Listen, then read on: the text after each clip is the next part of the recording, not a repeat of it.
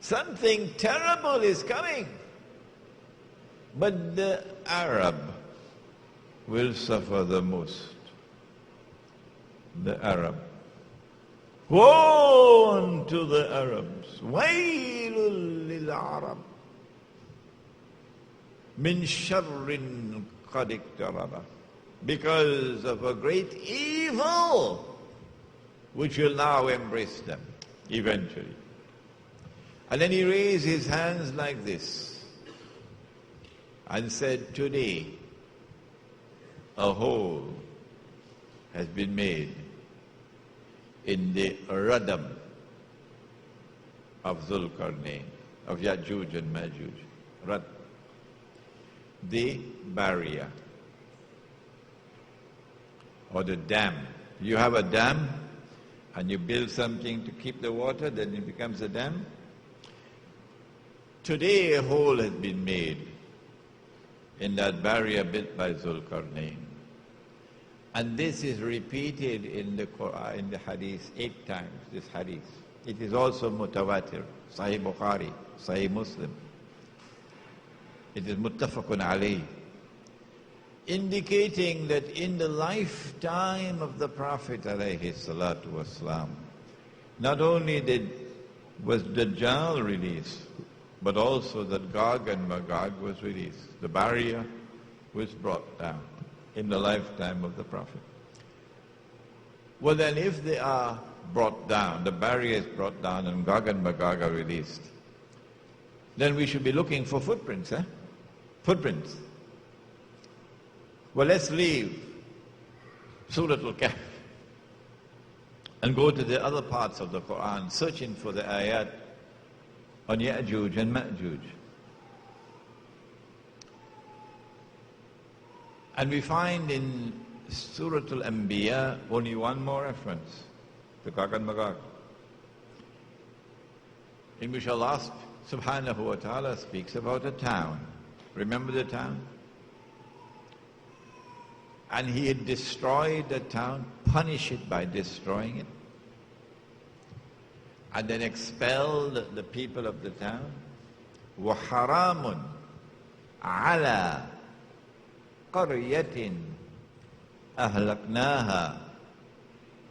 And then he banned the people of the town, that they could never return to reclaim that town as their own. أَنَّهُمْ لَا يَرْجِعُونَ. They are in a state of permanent exclusion, banned from returning to that town. Hatta, until when? Hatta إِذَا فُتِحَتْ يَأْجُوجُ وَمَأْجُوجُ. Until Gog and Magog are released. وَهُمْ مِنْ كُلِّ حَدَبٍ يَنْسِلُونَ. وَهُمْ مِنْ كُلِّ حَدَبٍ يَنْسِلُونَ. And Gog and Magog, when they are released, they spread out in every direction, which is one meaning. And if you spread out in every direction, then you'll take control of the world. The land, the sea, the air. Read Toynbee. Read Arnold Toynbee. Read a book called Civilization on Trial. I'm giving you good books to read, incidentally, not comic books. Read Arnold Toynbee, the British historian. Read a book entitled Civilization on Trial. You should get it on the internet. It was written somewhere around 80 years, 90 years ago, 1935, somewhere around 70, 80 years ago. And in that book, Arnold Toynbee points out that modern Western civilization has risen upon the world with a mission to take control of the whole world. And he says, the land, the sea, the air, everything. He said it in that book. وَهُمْ مِنْ كُلِّ حَدَبٍ يَنْسِلُونَ. They spread out in all directions, and with the indestructible power they take control of the world. For the first time in history, one people will control the whole world. Nobody ever did that before. The other meaning is that they descend from every height. So they target you and they impose themselves upon you. You can't get away from them. Which town is it? Which town is it that is linked with Gog and Magog, which is the biggest footprint of all? Which town? We used this methodology, that we looked at all the ahadith of Prophet Muhammad ﷺ pertaining to Gog and Magog, to see whether there was any town mentioned by him that is linked to Gog and Magog. And when we had studied all the ahadith, we found only one town, only one in the hadith. And it is Baytul Maqdis, Jerusalem, Al-Quds.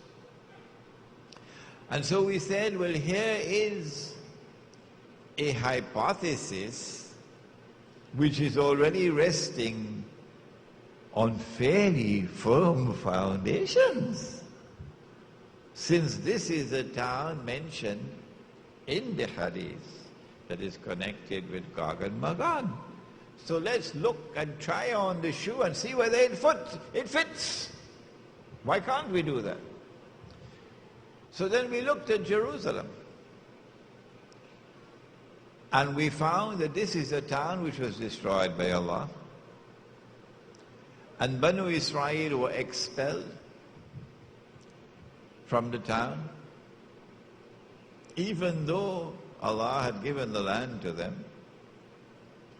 The first time that they violated the covenant with fasad, وَقَضَيْنَا إِلَى بَنِي إِسْرَائِيلَ فِي الْكِتَابِ لَتُفْسِدُنَّ فِي الْأَرْضِ مَرَّتَيْنِ وَتَعَلُنَّ عُلُوًّا كَبِيرًا. The first time they committed fasad, He expelled them and then banned them from returning. For 100 years they were in Babylon.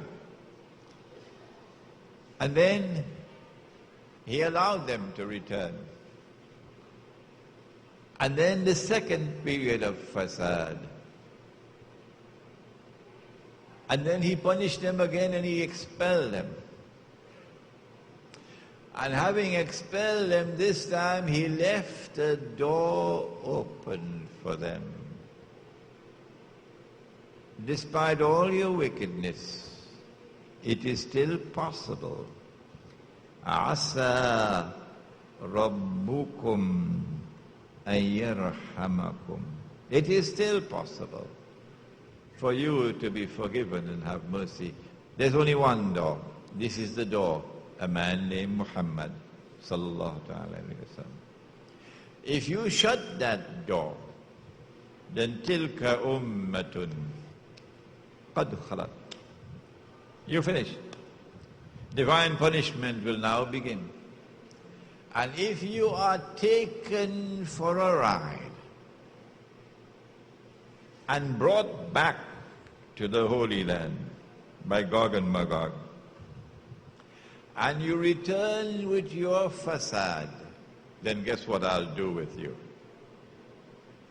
وَإِنْ عُدْتُمْ عُدْنَا. If you return with your fasad, your wickedness, your oppression, I will return with my punishment. The first time was an army that punished them.